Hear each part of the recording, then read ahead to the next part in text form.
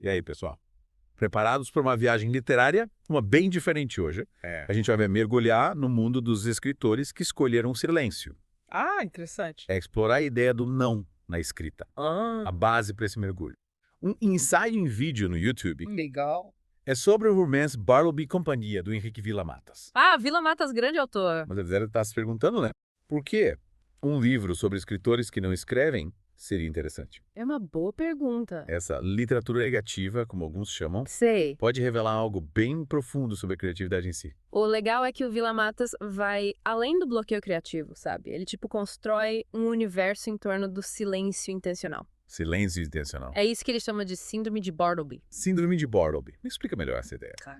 Quem é esse Bartleby e o que essa síndrome tem a ver com ele? Para entender a síndrome de Bartleby, a gente precisa voltar no tempo. Voltar no tempo. É voltar para 1863. Nossa, até faz tempo. Quando o Herman Melville publicou o conto Bartleby, o escrivão, Ah, tá. nele a gente conhece um copista de Wall Street. Cubista. É um cara que copia documentos. E ele simplesmente prefere não fazer o que pedem para ele. Que personagem interessante. É a frase icônica dele, preferiria não vir um símbolo de resistência passiva. Se esse é passivo, tipo uma rebeldia silenciosa. Isso. Mas como o Villa-Matas transforma isso numa síndrome literária? E ele pega esse Bartleby do Melville e transforma num arquétipo, digamos assim. Hum, Para Villa-Matas, essa preferência em não fazer é uma condição uma condição. que afeta escritores ao longo da história. Entendo. Em Bartleby e Companhia, o narrador quer criar uma história da literatura do não. Uma história da literatura do não. É tipo uma enciclopédia de escritores que de alguma forma personificam essa A síndrome. história de escritores que não escreveram. Isso é que é pensar fora da caixa. E o que seria esse texto invisível que o narrador fala o tempo todo? A estrutura de Bartleby e Companhia é tão intrigante quanto o tema. É mesmo. O romance inteiro é uma série de 86 notas de rodapé. Nossa, 86. É. Que comenta um texto que a gente não vê um texto invisível. Exatamente. É como um quebra-cabeça literário. É. Que a parte principal da obra está ausente. De propósito. Então Villa-Matas está, espelhando esse conceito de ausência na forma do romance. Exatamente. Essa é só a primeira camada da brincadeira. Uau. Ele nos leva a prestar atenção nas margens, nos espaços entre as coisas, no potencial do que não tá lá. Incrível. E quem são alguns desses Bartlebys que habitam essa enciclopédia? O Villa-Matas cita nomes conhecidos. Ele abre um leque nome. É. A gente tem, por exemplo, o Roberto Bolanho, Com certeza. famoso por literatura nazista na América. Desse livro. Uma enciclopédia fictícia de escritores fascistas. Uma enciclopédia fictícia. É Que ideia. uma obra que satiriza a própria ideia de escrita. É mesmo. Tem também o Robert Walser, que virou copista. Copista? De novo. E o Robert Musil, sei. Cujo livro O Homem Sem Qualidades questiona a natureza da ficção.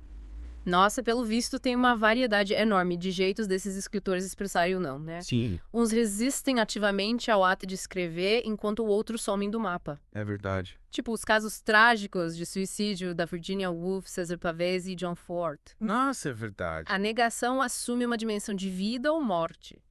Por outro lado, você tem figuras como o J.D. Salinger e o Thomas Bernhard, Sim.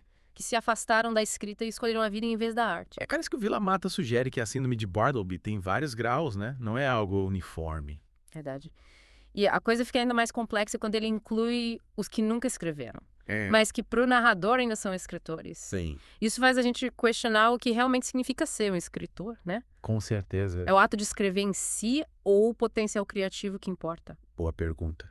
E há aqueles que tentaram não criar, tipo o Duchamp e o John Cage.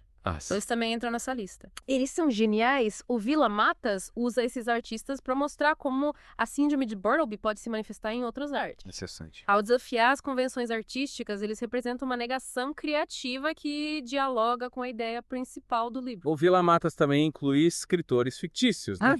Aumentando a confusão entre realidade e imaginação. É figuras como Arita Maluf, Arita Maluf. que depois aparecem em Exploradores do Abismo. E o paranoico Peles, que acha que todas as ideias dele são roubadas pelo José Saramago. Que doido. São exemplos da abordagem lúdica que ele usa na ficção. Parece um jogo gigante, intrincado, com camadas e mais camadas de significado. Mas a gente pode esquecer o paradoxo central disso tudo. É. Que está escrevendo um livro sobre não escrever, né? Exatamente. O livro declara o fim da literatura e, ao mesmo tempo, é literatura. É tipo um meta-livro. Isso é esse espelhamento do paradoxo do Bartleby como preferiria não, é crucial para entender a proposta do Vila Matas. É como se ele estivesse celebrando e lamentando o ato de escrever ao mesmo tempo. É uma ideia complexa. Mas o que isso significa na prática? Como essa síndrome de Bartleby se conecta com a arte e a cultura? Aí é que fica interessante. É. O Vila Matas dialoga com as grandes tendências do século XX. Século XX. É a crise de representação na arte, a ascensão do pós-modernismo, a sensação de que tudo já foi dito. Nossa, muita coisa. Tudo isso conversa com a síndrome de Bartleby. Então não é só sobre escritores preguiçosos ou com um bloqueio criativo. Não. É algo mais profundo. Um desencanto com as formas tradicionais de expressão. Exatamente. E isso se reflete em como o narrador apresenta a literatura do não, Entendi. como sintoma e resposta a essa crise. É uma forma de resistência de encontrar significado diante de um aparente esgotamento criativo. É como se, ao dizer não, eles abrissem novas possibilidades, sabe? Novas maneiras de pensar a arte e a criação. Faz sentido. E essa ideia do copista que volta e meia aparece no livro. O que significa? Ah, o copista. Uma metáfora brilhante para o ato de escrever. Por um lado, representa a angústia com a originalidade. A sensação de que tudo já foi dito. Sei como é. Mas, por outro lado, destaca a apropriação e transformação que está no cerne de todo o trabalho criativo. Então, mesmo buscando originalidade, a gente se baseia em quem veio antes da gente. Well. Tipo uma corrente de inspiração. Exatamente. E o Vila Matas vai além questionando se o copista não está negando a literatura ao só reproduzir. É mesmo. É uma provocação para repensar as ideias de autoria e processo criativo. Nossa, a conversa tá ficando bem meta, hein? Eu tô adorando. E esse texto invisível que as notas comentam, ele existe ou é só ficção? Essa é a beleza. O Vila Matas deixa essa ambiguidade no ar para a gente pensar. Por um lado, o texto invisível pode ser um não escrito. O potencial que existe em cada escritor. Faz sentido. Mas, por outro lado, pode ser um comentário sobre a leitura em si. A leitura. É a gente, como leitor, constrói significado preenchendo as lacunas com nossas interpretações. É como se o Vila Matas fizesse da gente esses copistas, incentivando a criar nosso texto invisível. Totalmente. Ele não dá um produto pronto. Ele dá ferramentas, uma estrutura para explorar essas ideias de criatividade e negação e a natureza da literatura. E a síndrome de Bartleby, ela só se manifesta na literatura? Ou a gente vê essa negação em outras artes, na vida? Ótima pergunta. Uma das conclusões é que a síndrome de Bartleby não é só literária. Ela reflete ansiedades culturais e também possibilidades artísticas. A gente vê isso em como consumimos informação, como interagimos com a arte, até nas nossas lutas com a criatividade. Então essa ideia do não se limita aos escritores. Ela leva a questionar o status quo dacha, desafiar expectativas, encontrar novas formas de se expressar num mundo que parece opressor. Exatamente.